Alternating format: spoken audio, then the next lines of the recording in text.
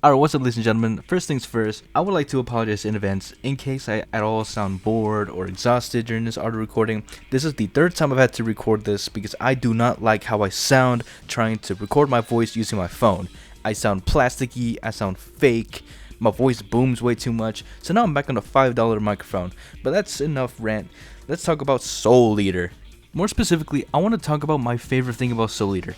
And it's not the music, it's not the animation style, it's not even the fight scenes. Nah, it's not even the fashion. And the fashion's awesome in the show.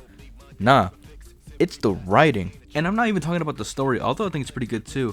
Now, one of my favorite things about Soul Eater is a much more niche, understated theme I wish people talked about more. So back in my high school AP literature class, we learned about what foil characters are. And back then, we used high-end examples such as Victor Frankenstein and Henry Clerval, and Prince Hamlet and Laertes. And while yes, they're fun examples of foil characters, I think Soul Eater does a wonderful job of showing us what foils are. But what is a foil character? Foil characters are made with another character in mind. Their personality is crafted to subtly contrast a few aspects to create a foil. Put an emphasis on the subtlety part because heroes and villains aren't usually foils because they're quite literally opposite ends of the spectrum. Foil characters have to be similar. But if you compare Mr. Rogers to Griffith, then yeah, obviously there's a difference. There's no point in this comparison. There's no nuance here. But if you compare Anakin Skywalker and Obi-Wan Kenobi, then you can see a few key differences. You'll quickly find that Anakin is reckless, naive, and offensive, meanwhile Kenobi is careful, wise, and defensive. But by far, their most contrasting difference is that Anakin is lax and unconventional, meanwhile Kenobi is strict and traditional. It's these differences that make Anakin and Kenobi so relatable and so enjoyable to watch on screen. And what I love about Soul Eater is that the whole power system revolves around these foil dynamics. And in case you've never seen Soul Eater, don't worry because there's no spoilers in this. But allow me to refresh you and everyone else on the power system. There are two kinds of people, weapons and meisters. Meisters are weapon masters, and weapons are people who can transform into weapons. But their souls must be in sync in order for the weapon to have power. Soul resonance, as it's called. But resonance isn't channeled by having the same personalities. No, resonance is achieved by the synergy of both weapon and meister. As it's explained in the show, the meister is an electric guitar and the weapon is the amp. They need each other to be effective. The whole weapon system, as well as their strength, hinges on how well the weapon foils their meister. Let's consider the stars of the show, Soul and Maka. While Soul is nonchalant, Maka is very chalant. Soul floats to his goals while Maka is driven. Maka is an overachiever while Soul just likes to do what's necessary. But notice how they're still similar in premise. They still want the same thing and are devoted to each other's safety. This foil works because they complete and balance each other out, which is what a foil is supposed to do. Maka makes a plan and Soul executes it. Maka deals with the emotionally complicated stuff, meanwhile Soul is an instigator. But they hold each other accountable when it matters. Each other? Yes, you could say that.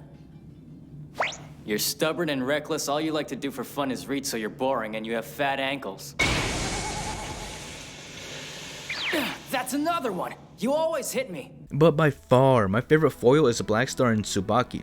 What makes these two special is that Blackstar is what you call a contextual character, meaning his personality is defined by the world and the circumstances around him. Yes, he's usually extremely cocky and overconfident, but whenever he has these rare moments of vulnerability, he doesn't pull it back, he embraces it. Baki? I just had to pay a visit to my brother. You did, huh? Welcome back. Are you all right? I'm fine. Are you sure you're really okay? Yes, I promise I'm okay. Meanwhile, you have Tsubaki, who's usually meek and mild but has rare moments where she stands on her own 2 feet and defends herself. Whenever Tsubaki is vulnerable, she reflects Blackstar. And whenever Blackstar is vulnerable, she reflects Tsubaki. And honestly, while everyone is shipping Maka and Soul, I'm shipping these two, bro. They're so much better as a couple. Foils are also interesting because you can make these characters represent aspects about each other. Krona and Ragnarok are great examples because they were originally bad guys. But Krona is meek and Ragnarok is brazen. But Ragnarok also represents Krona's doubt and self-esteem. Ragnarok is made out of Krona's blood. He's literally a part of him. They have no synergy unless Krona submits to his fear, and by proxy, Ragnarok. Krona yearns for liberation, while Ragnarok demands to follow orders.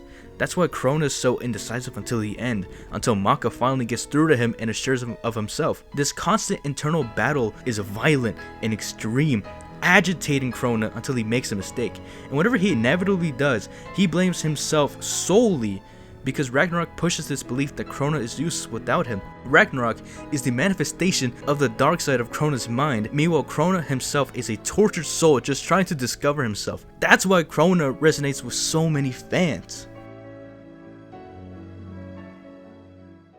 And then we have Death the Kid. Boy oh boy. I'm gonna be honest, I don't have a lot to say here. I'm one of those people begging for a Soul Eater Brotherhood type of remake, and I pray that they give us even more lore about Death the Kid. He wasn't that prominent, so I just don't have a lot of material to go off of, unfortunately. I can say this though, Death the Kid is unique because he doesn't have only one weapon, he has two of them. The Thompson sisters, Liz and Patty, and they neatly contrast him with cowardice and whimsy. But I'm sorry to you 2 or 3 Liz fans, I don't like her. I like Patty, she's cool. I don't like Liz, she's annoying and she irritates my ears. This place is giving me the creeps. Maybe we should forget the mission, huh? I hope I see a monster! Don't say stuff like that! Are you crazy? I like Patty because she's ironically one of the most fearless characters in the whole show. She and Death the Kid are some of those fearless characters out there, but they have such different ways of going about things. First of all, I just want to point this out real quick. Every character has a quirk or a gimmick about them to make themselves unique, right? And that's perfectly cool. I just think it's really funny that there's all these characters with loud, boistering personalities with so much saturation.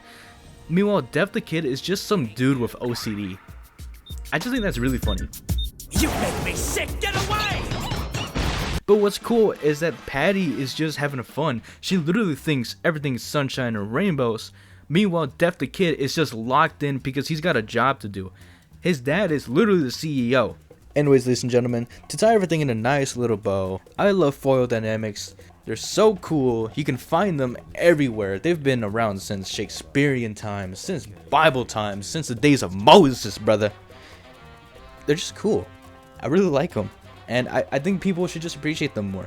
Honestly, that's really about it. I didn't plan on this being a super deep analysis, and it's not a very deep analysis. I'm just having fun and expressing my love for the show. That's it. Drink water, praise God. From me. Sorry, maybe I wasn't clear the first time. I'll say it again. Huh?